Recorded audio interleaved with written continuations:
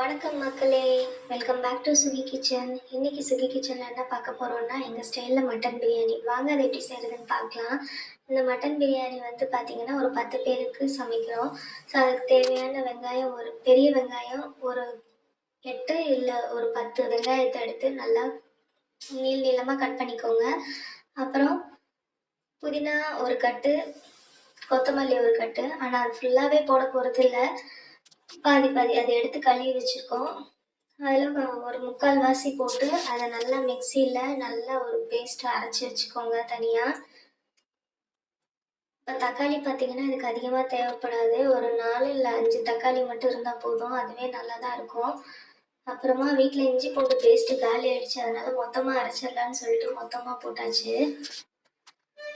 இதையும் அரைச்சி தனியாக எடுத்து வச்சாச்சு. பாருங்கள், புதினா பேஸ்ட்டு, அப்புறம் தக்காளி அரைச்ச அந்த பேஸ்ட்டு. இப்போ ஒரு பாத்திரத்தில் எண்ணெய் தேவையான அளவு ஊற்றிக்கோங்க. அதுக்கப்புறமா வந்து நெய் ஒரு 3 ஸ்பூன் ஊற்றிட்டு ஹோல் ஸ்பைசஸ் எல்லாத்தையும் போட்டு நல்லா அதை ஃப்ரை ஆகணும், அது வரைக்கும் நல்லா வதக்கிக்கோங்க. அதுக்கப்புறமா வந்து வெங்காயம் போட்டுக்கோங்க, பெரிய வெங்காயம். அதை போட்டு நல்லா அதுவும் ப்ரௌன் ஆகிற வரைக்கும் நல்லா அதையும் வறுத்துக்கோங்க. இது நல்லா வதங்கி வரப்பயே உப்பு கொஞ்சமாக போட்டுட்டு அதையும் சேர்த்து வதக்குனீங்கன்னா சீக்கிரமாக வதங்கிடும். இப்போ அந்த புதினா அரைச்சி வச்சுருந்தோம் இல்லையா, அந்த பேஸ்ட்டையும் அதோட ஆட் பண்ணிவிட்டு அதையும் நல்லாவே ஃப்ரை பண்ணுங்க. இது நல்லா வதங்கி வந்ததுக்கு பிறகு தக்காளி அரைச்சி வச்சுருந்த அந்த பேஸ்ட்டையும் ஊற்றி நல்லா இந்த மாதிரி நல்லா ப்ரௌன் கலரில் வர வரைக்கும் நல்லா வதக்கிக்கோங்க. இப்போ வந்து நம்ம பிரியாணி மசாலா ஆட் பண்ணிக்கோங்க. பிரியாணி மசாலா ஆட் பண்ணி அதையும் நல்லா வதக்கணும். எண்ணெய் பிரிஞ்சு வர அளவுக்கு நல்லா வதக்கணும். நல்லா எண்ணெய் பிரிஞ்சு வந்துச்சு பாருங்கள். இந்த டைமில் பார்த்தீங்கன்னா ஒரு 5 ஸ்பூன் இஞ்சி பூண்டு பேஸ்ட் ஆட் பண்ணிக்கோங்க. இஞ்சி பூண்டு பேஸ்ட்டை ஆட் பண்ணும்போது அடுப்பை சிம்மில் வச்சுக்கோங்க, இல்லாட்டி அது பற்றிடும். சிம்மில் வச்சுட்டு நல்லா அதுவும் எண்ணெய் பிரிஞ்சு வர வரைக்கும் நல்லா வதக்கிட்டு இப்போ பார்த்தீங்கன்னா தயிர் ஆட் பண்ணிக்கோங்க. தயிர் 1 கப் அளவுக்கு ஆட் பண்ணிக்கோங்க.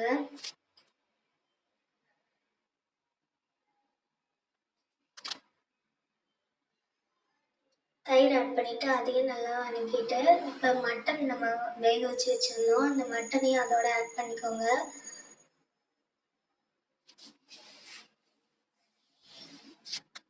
இப்போ உப்பு வந்து இன்னும் கொஞ்சம் ஆட் பண்ணிக்கோங்க. அதோட சர்க்கரை கொஞ்சம் ஆட் பண்ணிக்கோங்க, கொஞ்சம் டேஸ்ட் நல்லாயிருக்கும். அதாவது நிறையா இல்லை, ஒரு 3/4 ஸ்பூன் அந்த அளவுக்கு மட்டும் ஆட் பண்ணிவிட்டு இப்போ அரிசி தேவையானது அதையும் ஆட் பண்ணி, இது ஜீரக சம்பா அரிசி தாங்க, அதையும் ஆட் பண்ணி தண்ணி மிக்ஸ் பண்ணிவிட்டு இதை நல்லா கிளறி விட்டுட்டு மூடி வச்சுருங்க.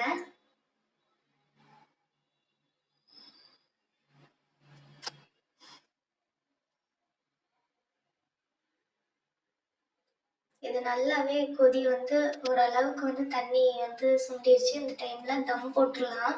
கீழே தோசைக்கல் வச்சு அதுக்கு மேலே அது பாத்திரத்தை வச்சு அதுக்கு மேலே வெயிட் வச்சுக்கோங்க. வெயிட்டை வச்சுட்டு இது இறக்கும் போது இப்படி தாங்க இருந்தது. நல்லா உதிரி உதிரியாக சூப்பராக வந்துருந்ததுங்க. பிரியாணி மைல்டாக இருந்தது, எந்த ஒரு அதாவது திகட்டலை.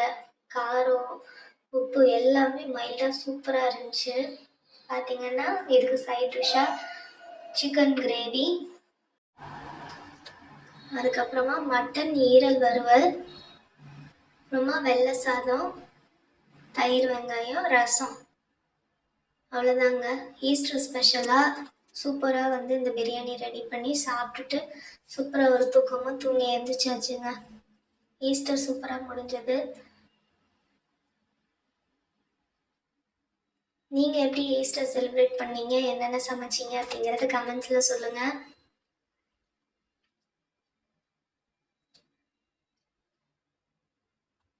உண்மையாலுமே டேஸ்ட் வேறு லெவலில் இருந்ததுங்க. ட்ரை பண்ணி பாருங்கள்.